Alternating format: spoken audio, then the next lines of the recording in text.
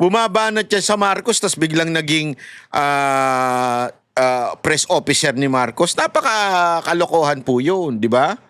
Tuloy. Yan. Pero of course, politically, hindi maganda para sa administrasyon na may vlogger na hindi lang siya basta-basta nagwa-vlog, umaatake siya kahit ng mga kakampi ng administrasyon. Kaya lalong dumadami yung mga kalaban ng administrasyon dahil sa mga vlog niya. Tama. At actually, pina-research ko rin sa aking staff, yung approval rating ng administrasyon ay bumagsak sa nakaraang taon kasabay ng pagpasok ni Yusek Claire Castro bilang presidential spokesperson. At maaaring... Okay lang yun. Kaya nga, Congressman Libiste, okay lang yan. Wag niyong tanggalin yan di ba yan yung sinasabi nila eh. Wag niyong tanggalin yan si Yusek Castro kasi yan ang dahilan ng pagbagsak ni Marcos.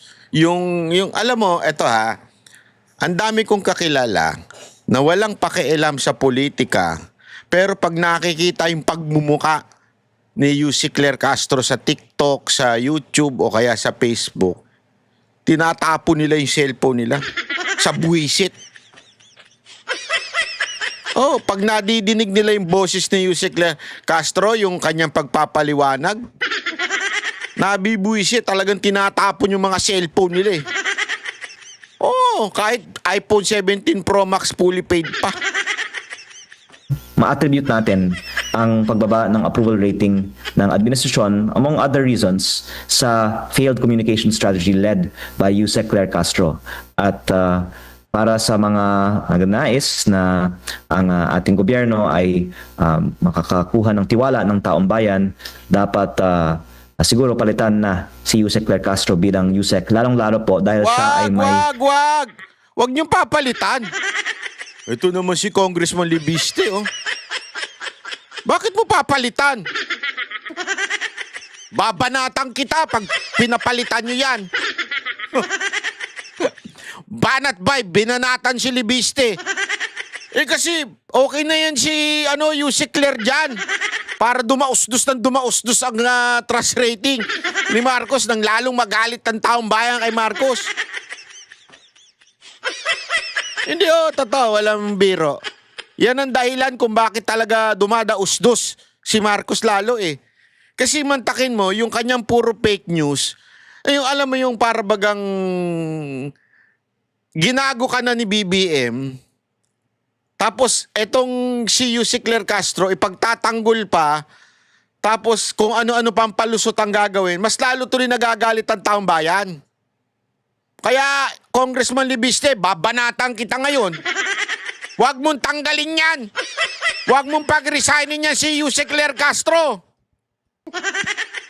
Nako po. As of now, kaso. Kaya paano siya maging spokesperson na may kaso? Paano siya pagtiwalaan ng mga tao, di ba?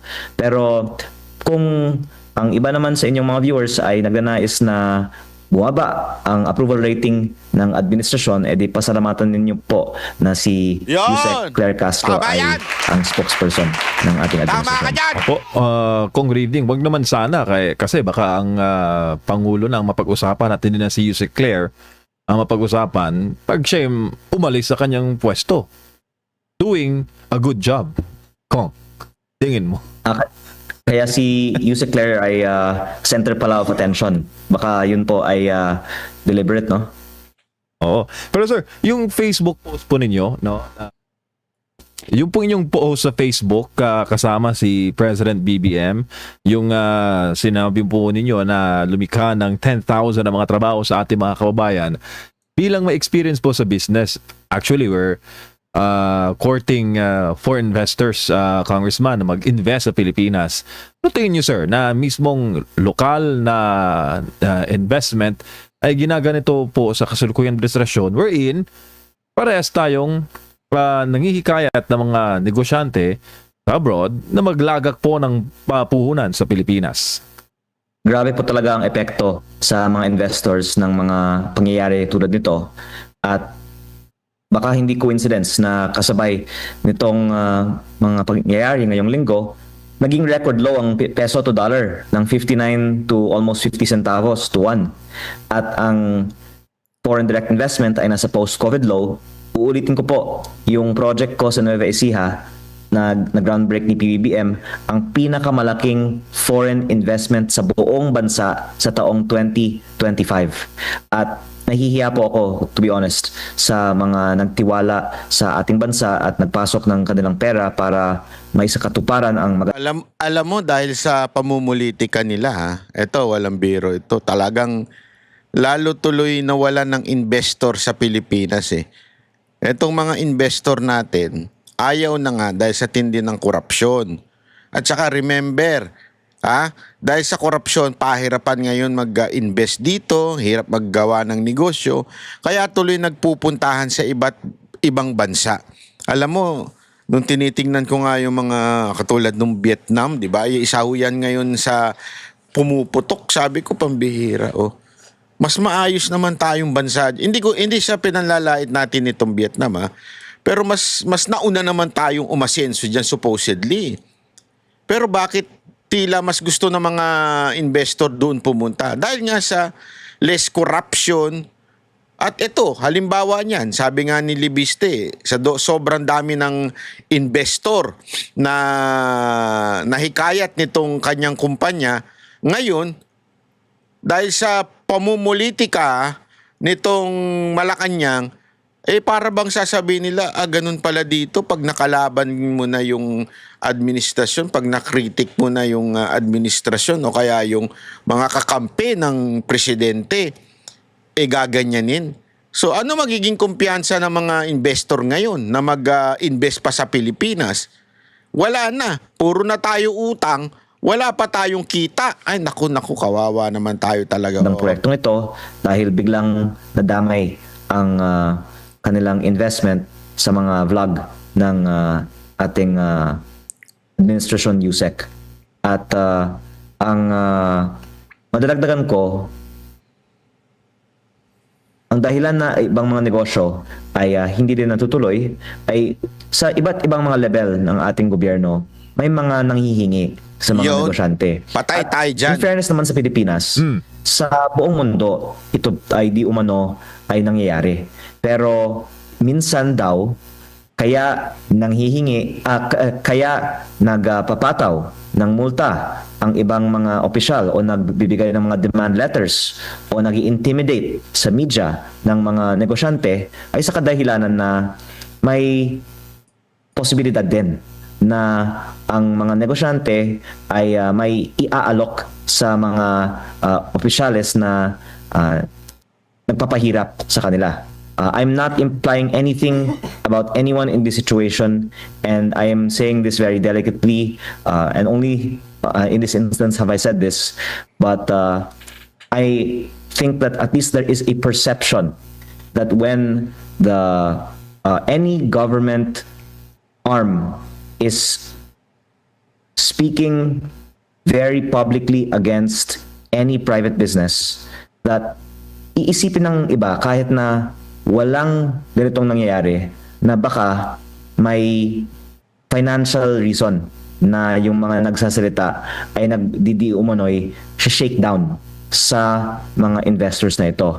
At muli, kahit na hindi po ito totoo, the fact na may mga ganitong mga pahayag very publicly ay maaaring mag-discourage sa additional investment sa Pilipinas. Kong, mayroon pong pinapataw na 24 billion. Ito bang 24 billion ay the same company po o the same business na sinabi po ninyo na nakapaglikha ng 10,000 na mga trabaho? Yung sabi po ni Energy Secretary Green? Yun nga po yung kumpanyang binenta ko. Sa kumpanyang binenta ko ay iba't ibang mga subsidiaries. Pero yung mismong kumpanyang binenta ko, if I'm not mistaken, ay yung kumpanya na akala ng iba ay akin pa. Kaya sa totoo lang po, hindi ko kinokorekta sila kaagad dahil gusto ko lang pong panuorin kung ano-anong mga kwentong gagawin nila. At grabe, no? Yung penalty na sinasabi ni Garin, yung DOE na napag-utusan, akala niya yung pinagmumulta niya yung kumpanya ay nasa pagmamay-ari pa rin ni Libiste, matagal niya nang ibinenta yon. So, sino ngayon ang magmumulta? Yung mga nag-invest doon. Kita niyo yung katarantaduhan na ginawa nitong gobyerno natin? Paano ka pa magkakaroon ng kumpiyansa na magnegosyo dito kung dahil sa pamumulitika nila dito kay Libiste, pinambulta nila na sobrang laki, hindi naman pala sa kanya na yun. O edi yaris tuloy yung kung sino man yung naiwan doon. Di ba katarantaduhan? Kung magsasalita sila ng mali, pwede natin silang kasuhan ng 110 million pesos in damages din. Kasuhan mo rin yan. Yan si DOE Secretary, kasuhan mo rin. Kasi bantakin mo, ikaw daw may utang. Ikaw daw ipagbabayarin kahit hindi mo na kumpanya. Di ba? Katarantaduhan yun. Kasuhan mo rin yung animal na yan. Pero yun po ay isa pang example ng patently false information na ipinahayag sa mga nakaraang mga araw. Pero sir, 24 billion, hindi raw ito kaugnayan, no? Yung sabi ni Secretary Garin sa inyo pong stand, no, sa korupsyon. Do you believe, sir, on that side naman po ng Energy Secretary? Unang-una po, yung importanteng punto ay hindi po sa akin ipinataw ang multa. Ako po ay nagbenta ng kumpanya noong 2023 and 4. Tapos yung multa ay ipinataw ngayon lang. Baka dahil I'm not alleging this. I'm just saying nagkataon ito po ay kasunod ng aking pagbunyag ng certain Matik na yun, nahiya ka pa sir eh. Matik. things. And at least yung pag-ingay tungkol dito ay first time na nangyari. And the sad thing is, hindi sa akin tinataw ang multa. Sa kumpanyang binenta ko, tinataw ang multa. Baka akala nila sa akin, mali pala. At nakakalungkot kung may mga ibang mga madadamay dahil sa mga alleged na politically motivated attacks. Pero hindi po ako nag-engage sa media sa mga pahayag ni DOE Secretary Garin at iginagalang natin po siyempre siya at ang Huwag mo nang focus galangin. ngayong araw. Bakit mo ay sorry, naku po, ulit na ulit, patay kang bata ka. Sorry. Opo, ay maaaring mag-discourage sa additional investment sa Pilipinas. Kong, mayroon pong pinapataw na 24 billion. Ito bang Sorry. nagkita? Paano po nabuo yung meeting na yon at ilang detalye siguro, Kong, ng inyo pong napag-usapan? Actually, marami naman po akong mga mini-meeting galing sa iba't ibang mga sektor. At kadalasan, yung mga kaibigan po ng aking ina ay aking mini-meet. At syempre, ang aking ina ay may malawak na network sa iba't ibang mga sektor. At in general, humihingi po ako ng payo sa mga nakaranas ng mga hirap tulad ng mga dinadanasan ko ngayon. At by the way, ang isang similarity sa mga iba't ibang mga kinakausap ko minsan ay sila po in their own way in the past have fought against corruption. Although of course we differ with each other in everyone's case on certain issues, those who in the past have fought against corruption have also been silenced by governments in their time, and many have been imprisoned. Again, there are people on the left, the middle, and the right who have been imprisoned for their political beliefs. At ito po ay isa sa mga tinatalakay ko kapag ako po ay humihingi din ng payo sa mga ibang mga kaibigan ng aking ina. Opo, Kong, bago lang ulit si partner Admar, kung ating pong iisipin, meron naman po kayong choice na hindi po magsalita at antay na lang, no, na magkaroon po ng pagbabago sa kasalukuyang uri ng pamamahala sa bansa. Pero Kong, bakit buwis buhay po itong ginagawa ninyo? Ano po yung driving force ninyo, Kong, at such a young age na kayo po ni Kong Kiko Barzaga, mga pader, mga institusyon po ang inyong binabangga? Ang sinasabi nga sa akin ng aking ina, ang ganda na nga ng aking buhay noon na binenta ko ang aking kumpanya, hindi ko na kailangan magtrabaho pa. Tapos biglang naghanap ako ng mga kalaban at problema.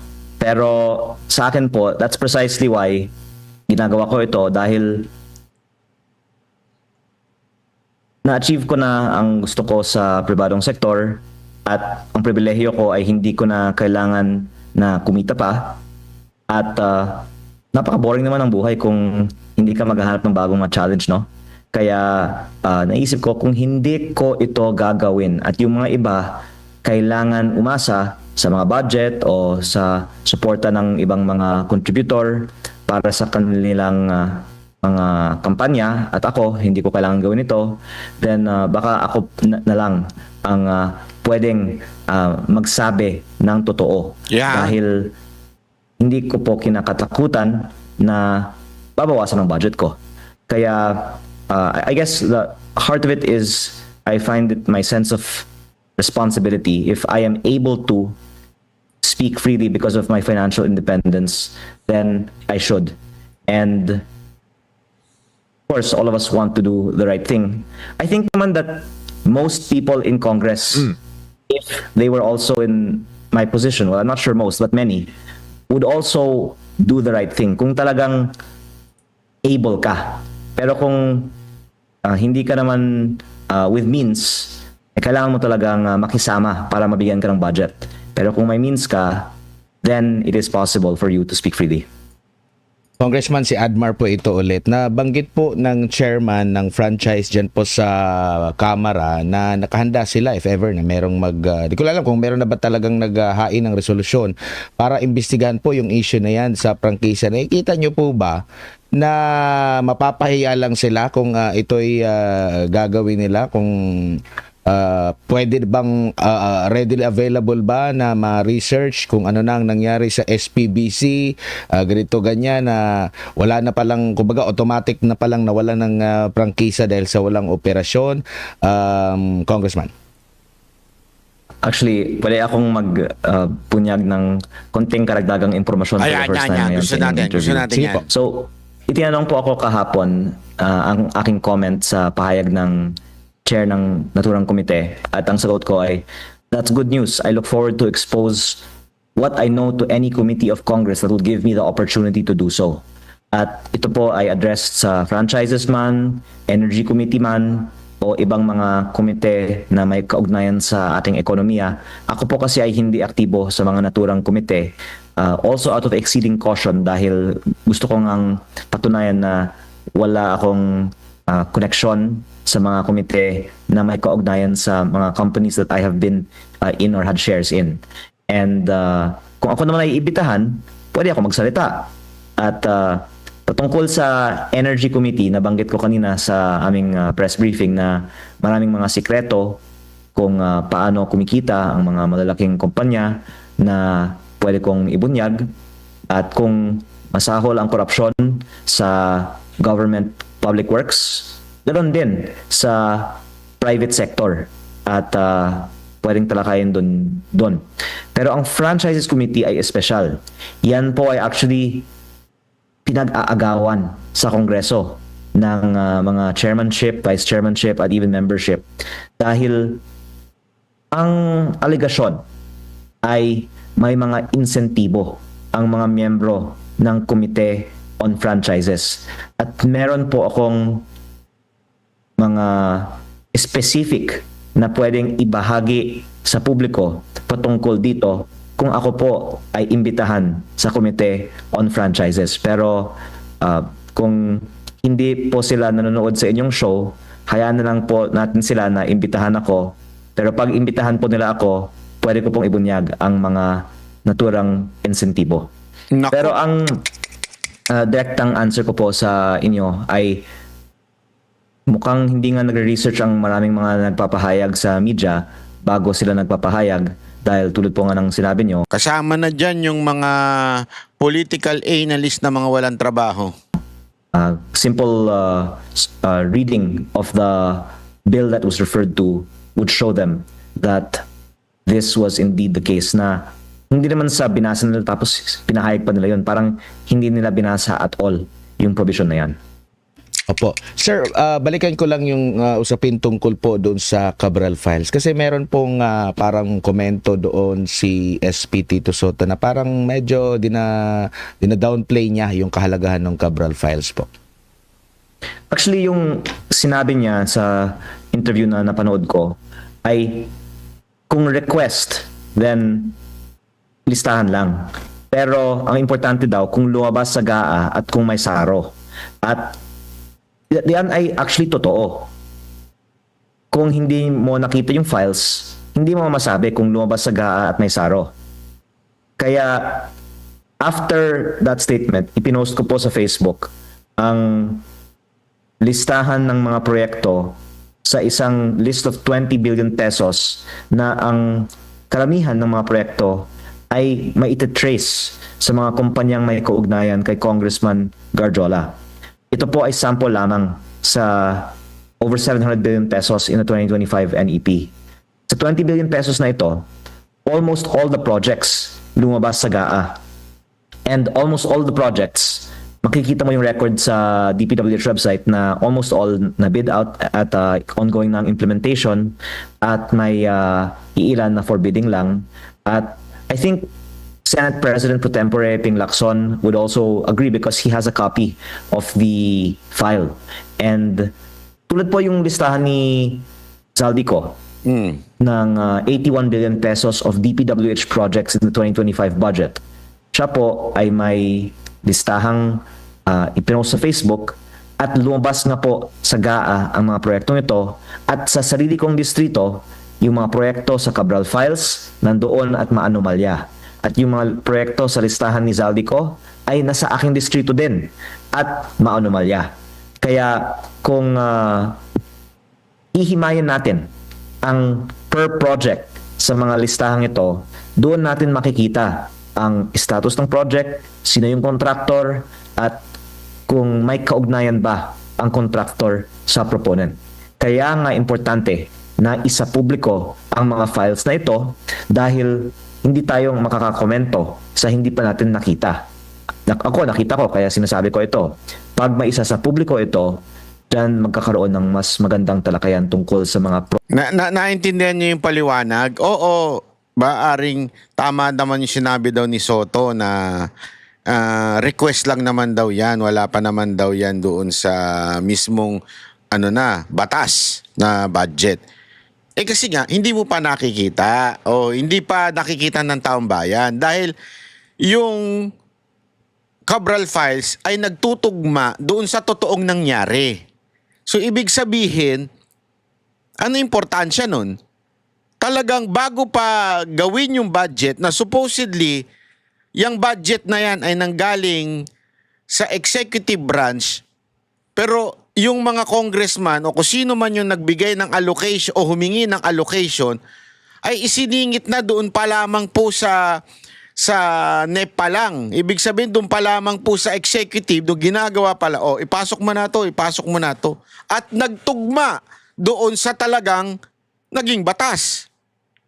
Kaya hindi maliit yung Cabral Files. proyekto sa listahan. Opo, yung mga personalidad na tumutuligsa po sa inyo, sa tingin po ninyo may kaugnayan ito sa Cabral Files at hindi po ba parang sunod lang ito o pag-comply lang ito sa nabanggit ni Marcos Jr. na humihingi siya ng tulong kung merong alam patungkol sa issue ng korupsyon ay pwedeng lumantad at isumbong, Congressman? Well, yung key dito is may kopya ako. Kaya kung may ibubura, pwede kong sabihin. Opo. And ito naman pong pag-appreciate ng DPWH doon mismo sa Cabral Files na tingin ng mga netizen, mga kababayan natin, parang dina-downplay din as well as ito ring ombudsman. Paano po yan po, Congressman, na meron ng parang parang nagko-conclude na po yung ombudsman negative against po sa inyo, dadaan din sa kanila. Anything na mga may masisilip na anomalya po dito, paano po yan? Actually, iba-iba yung mga ipinahayag tungkol dito kasi si assistant ombudsman sa ibang interview naman ay nagsabi na Cabral Files is a rich source of leads. At si SP pro tempore Lacson ay nagpahayag din na isasupina ng Senado ang files sa DPWH. Actually, pati yung House Committee Chair on Public Accounts ay nagpahayag din na isasupina din ng Kongreso ang files. At sinabi din po ni Dow with the help of NBI ang Cabral Files. Kung ito po ay walang kwenta, siguro hindi naman itong lahat i-request for subpoena at hindi po mag-aaksaya ng oras para mag-authenticate. Parang dinagdagan nga sa ibang mga interviews recently na may higit pa sa mga list of proponents, pati yung mga original documents, mga letter requests ng mga politiko ay kasama sa mga sinabing 6 na kahon ng mga dokumento na ibinigay ni Yusek Cabral. Kaya pwede natin actually isatabi ang mga pahayag na wala ito kasi yung mas malaman siguro po ng mga sagot yung mga nagsabi na yung 6 na kahon ng mga dokumento na ibinigay ni Yusek Cabral sa DPWH bago siya umalis ay in fact isang undeniably useful record of proponents in the DPWH budget. Speaking of walang kwenta, nabanggit po last weekend nga ni Ombudsman Remulla na mas malaki para yung issue ng franchise mo compared dito sa nabubuksan mo na Cabral files, to the point na sinabi pa niya na wala kayong kahihiyan daw. Grabe. Yung franchise na binenta ko na hindi ko naman binenta. Opo, mas malaki daw yun na issue at kung totoo man na 2022 pa, wala na palang automatic, wala ng franchise, parang nawaw mali ba rito si Ombudsman? Matik na. Sinasabi ko na po sa aking mga interview din kanina na iginagalang ko po si Ombudsman dahil siya po ay kaibigan ng aking ina. At ang polisiya po sa aming pamilya ay hindi po ako magkokomento pag kaibigan po ng aking ina. Pero sinabi nga po ni Yusek Claire Castro, bakit ako ang kinasuhan? Porket hindi ako kaibigan ng kanyang ina. Kaya kung maaari po dapat kaibiganin Yusek mo na Claire niya. Castro po ang questionin ko. Alam na kung saan lalapit, partner. Dapat kaibiganin ni Yusek Castro, Oo. si Senator. Pero huli na lamang po, Congressman, kasi sa Lunes ay muling bubuksan. Akala ko tapos na pero bubuksan ulit yung investigasyon ng Senate Blue Ribbon Committee ukol nga po dito sa anomalyang flood control projects po, no? Sabi ni Senador Ping Lacson. And lumalabas nga sa balita na nais niyong magkausap kayo. Mag-uusap po ba kayo bago ang Senate Blue Ribbon Committee o handa rin po ba kayong humarap doon sa Senate Blue Ribbon Committee kung kayo po ay maiimbitahan? Laging bukang bibig po yung tawag dito, interparliamentary courtesy nga, hindi kayo mauobliga pero pwedeng maimbitahan gagaya po ng ginawa rin ni Congressman Toby Chanco. Yung pag-uusap ay nangyari po last year. And then, I have exchanged messages with Senator Lacson since then. And dahil New Year, inanunsyo na may Blue Ribbon Committee hearing, doon na lang po sa Blue Ribbon Committee hearing pwedeng talakayan yung mga bagay. At ako po ay nabanggit naman na din sa publiko, nakatanggap ng imbitasyon at sinabi ko po sa aking press briefing kanina na ako po ay dadalo basta hindi po ako pipigilan. At ako po ay actually looking forward to see what the others will bring up kasi napakadami pong mga imbitadong, mga mahahalagang suspects, but pati witnesses, resource persons, at mukhang malaman ang Blue Ribbon Committee hearing ngayong Lunes. So magandang minimbita sa Lunes. Opo, may payo rin po si Senador Ping sa inyo, quote and quote, sabi niya, huwag yung bara-bara, sabi ko na rin ang ano nyo sa paalala, payo ni Senador Lacson. Actually, ako po ay nagpapasalamat that I am given I would like to thank Senator Lacson for that. Of course, being selective on what to say in the media is something that I take to heart also. At actually ngayong linggo nga, hinayaan ko si Yusek Claire na magsalita ng mali bago ako naman nagkorekta sa kanya ngayong araw.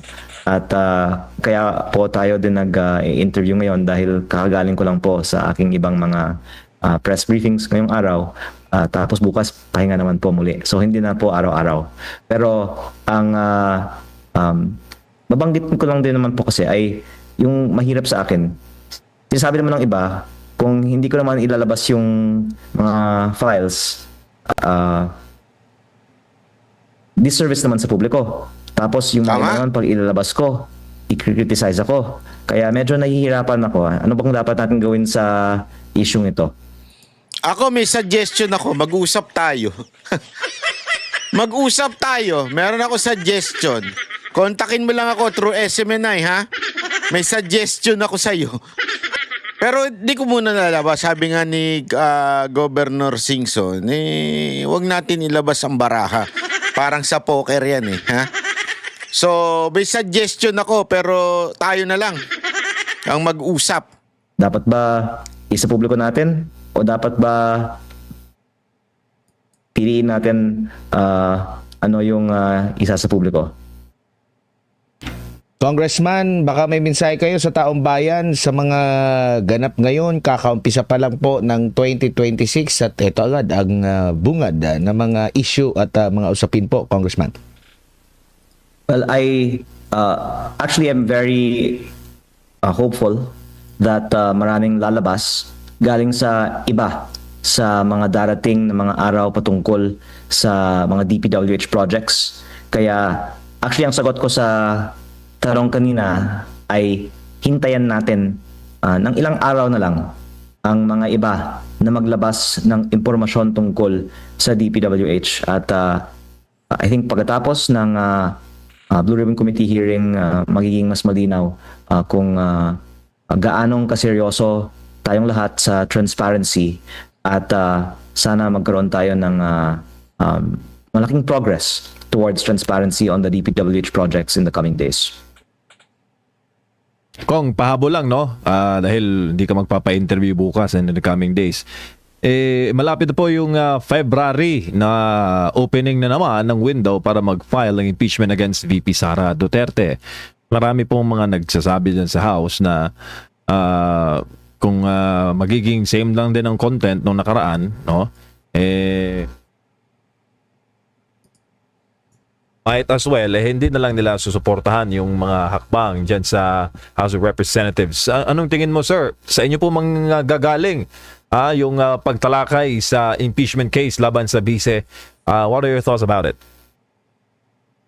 I think kaninang umaga nag-press con si Deputy Speaker Ronnie Puno na on the part of NUP, hindi nila susuportahan na magkaroon ng panibagong impeachment. Ano pong tingin niyo doon? Bakit yun sinasabi ngayon? Ibig sabihin wala na talaga. Ang sinasabi nila, marami pang pagtutuunan ng pansin. Tapos, kumbaga, masyadong tututok sila sa issue na yan, baka mabawasan yung, kumbaga, attention nila sa iba pa daw mga importanteng mga usapin, Kong. Pero, totoo naman kasi na ang daming mga issue na hindi pa na-resolve. Kaya maaaring totoong hindi na nila ipapursue ito, no? At I guess yung madadagdagan ko lang ay baka nahihiyan na rin ang ibang mga kongresista na mag-allege ng corruption sa mga iba kung sila naman po mismo ay tumatanggap ng MOOE na mas malaki pa sa confidential intelligence funds. Correct. At may, of course, mga anomalya din sa mga DPWH projects sa kanilang mga distrito at baka naiisip nila na kung sila po ay magtapon ng mga alegasyon sa iba, yan po ay magiging pagkakataon na ilabas na rin lahat ng mga issue ng lahat ng mga magsasalita tungkol sa korupsyon ng iba. Correct. Kung nag-boomerang yung issue, no, sa HREP. Imbis na kay VP lang, na back to sender. Parang ganon. Opo, of course, matagal naman na ina-allege na may corruption sa DPWH, no? of course, pero mas malaki in the last few months ang nakikita natin na scale. Pero yung pinaka-ironic is yung MOOE ng Kongreso ay dahil hindi siya nililiquidate with receipts for the most part, much like confidential intelligence funds, pero much bigger. 'Di ba? Kung 18.58 billion pesos yung MOOE ng Kongreso, ibig sabihin yung pinakamalaking confidential intelligence funds pala sa buong gobyerno ay nasa Kongreso. At ako po ay personally interested na magkalkal pa po ng impormasyon tungkol sa paggamit ng hindi nililiquidate with receipts na budget na ito. Congressman Ega Erice, dilapitan daw ng mga posibleng maghain naman ng impeachment case laban naman kay President BBM. Meron po ba kayong mga na-monitor, Kong? May mga bumulong po ba sa inyo? Meron po talaga. Totoo yung threat, sir, na possible din na may mag-file against PBBM. Hindi po ba nabalita na yun na meron talaga?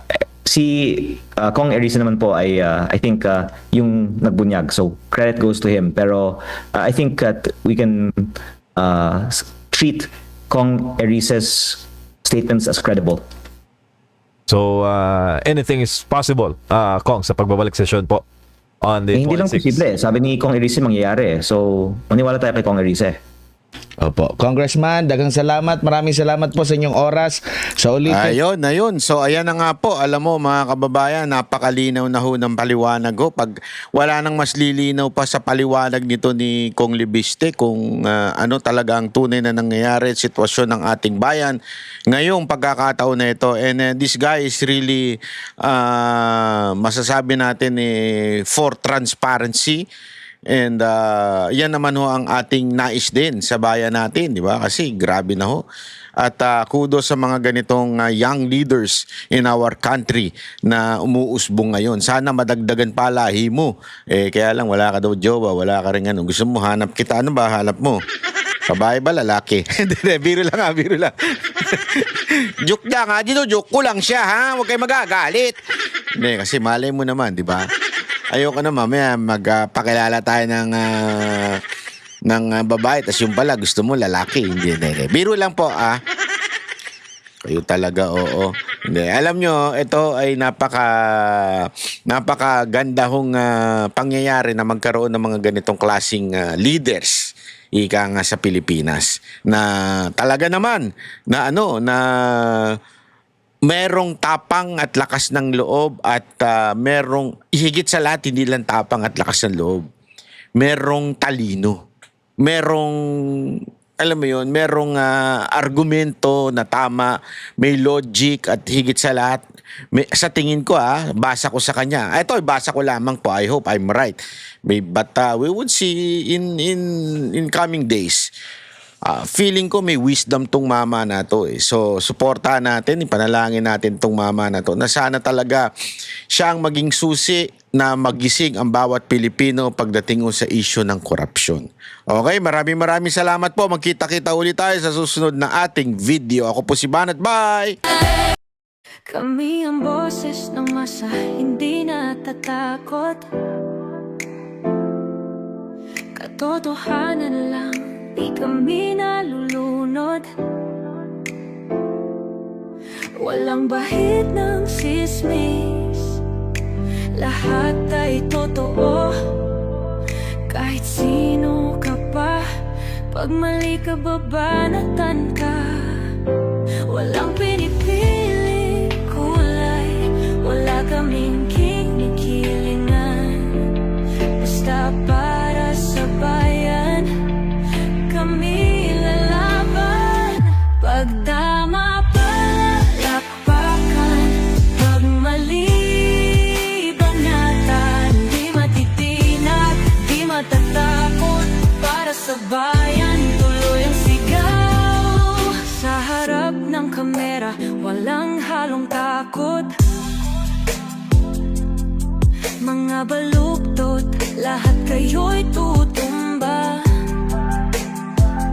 Ang hustisya at totoo, yun lang ang mahalaga. Kahit sinong harang, di kami matitinag. Walang pinipiling kulay,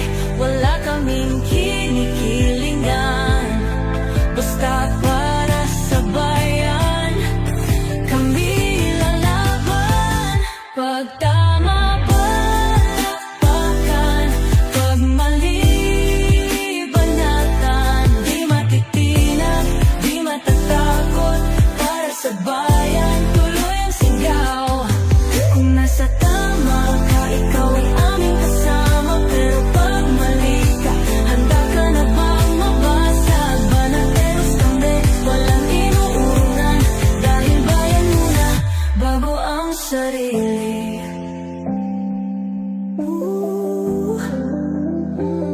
Bago ang sarili.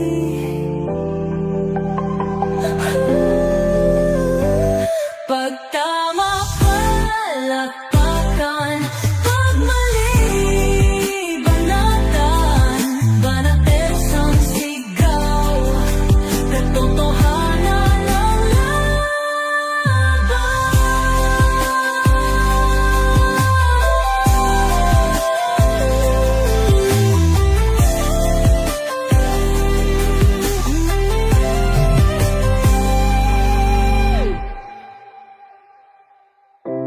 Sa